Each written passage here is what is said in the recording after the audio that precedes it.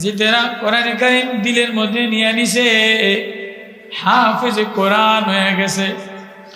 কোরআনের প্রেম, কোরআনটা সিনায় লয়ে লইছে, এদেরকে মাথার উপরে সম্মানের জান্নাতের পাগড়ি দিয়া দিছে। আজ পর্যন্ত কোন স্টেজে চেয়ারম্যানের পাগড়ি দেয় নাই, ডিসি রে পাগড়ি দেয় নাই, টিওনরে পাগড়ি দেয় নাই, এমপি রে পাগড়ি দেয় না, বক্তারে পাগড়ি দেয় না, সওদাগরের পাগড়ি দেয় না, সভাপতিরে পাগড়ি দেয় না।